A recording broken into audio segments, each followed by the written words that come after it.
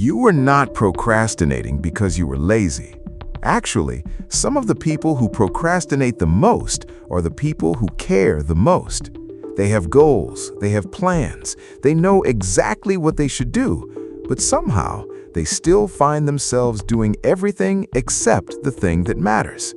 They open their laptop, check one notification, watch one video, take one small break, and suddenly the entire day disappears. Then comes the worst part, the guilt. You start asking, why can't I just do it? What's wrong with me? Why do I keep repeating this? But what if the problem was never your discipline? What if your brain is not avoiding the work, but avoiding the feeling connected to the work? Because procrastination is not a time problem, it is an emotional problem.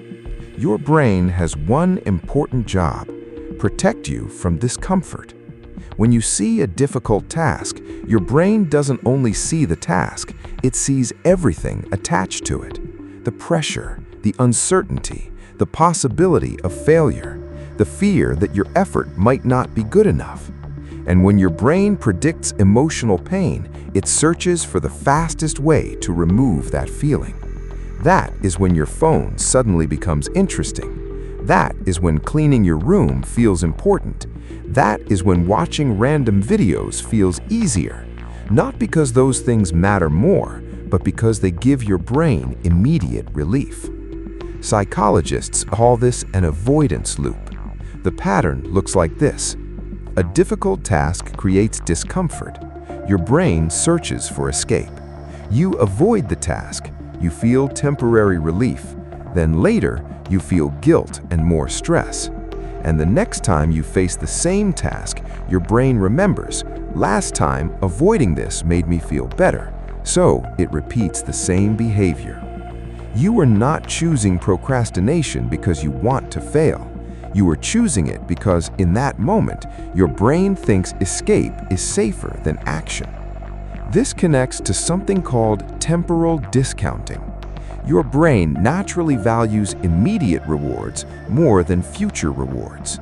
Finishing a project might help you 3 months from now, but checking your phone gives you a small reward right now. Your brain asks, why experience discomfort today for a reward that comes later? This is why people can understand the importance of exercise but still choose the comfort of staying in bed, why they know studying will help their future but choose entertainment in the present. Your brain is not always choosing what is best. It often chooses what feels easiest right now. But there's even something deeper happening. Every time you procrastinate, you are not only delaying a task, you are creating evidence about who you believe you are. You start saying, I'm someone who always delays. I'm not disciplined. I never finish what I start. And slowly, a behavior becomes an identity. But this is where many people misunderstand themselves. Procrastination is not who you are. It is a pattern your brain learned, and learned patterns can be replaced. So how do you actually break this cycle? The first step is simple. Stop trying to finish. Start trying to begin. Your brain gets overwhelmed when it sees a huge future. Finish the entire project, change your whole life, become completely disciplined. That feels impossible. Instead, reduce the action until your brain stops fighting it. Don't say, I need to write a whole article. Say, I will write 1 sentence. Don't say, I need to study for 3 hours. Say, I will study for 5 minutes. The goal is not completion. The goal is creating evidence. Evidence that says, I am someone who starts. The second step, remove the emotional weight from the task.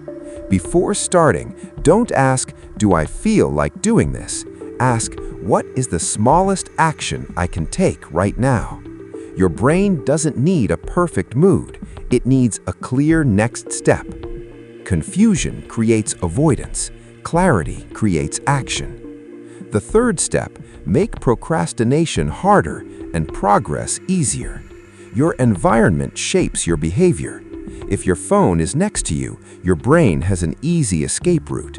If your distractions are one click away, your brain will choose them when the task feels uncomfortable. So, change the environment. Put your phone away. Prepare your workspace. Remove unnecessary choices. Make the behavior you want easier to start. And finally, stop using one mistake as proof that you failed. Many people miss one day, then they say, "I ruined everything." But one missed day does not destroy your identity. The dangerous moment is not when you fail. The dangerous moment is when you decide, "This is who I am." Because identity controls behavior. If you believe, "I'm a person who always procrastinates," your brain will look for proof. But if you start proving, "I am someone who takes action," your brain begins searching for evidence of that too. The next time you procrastinate, don't attack yourself. Don't ask, "Why am I so lazy?"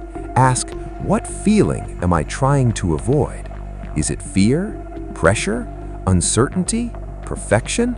Because when you understand the reason behind the avoidance, you can finally change the pattern. You don't need a completely new personality. You need small moments of proof. One small action, one small promise kept, one small decision to begin. Because every time you take action, you are not just completing a task, you are rebuilding your identity. You are teaching your brain, "I am someone who shows up." And eventually, the person who starts imperfectly will always go further than the person who keeps waiting for the perfect moment.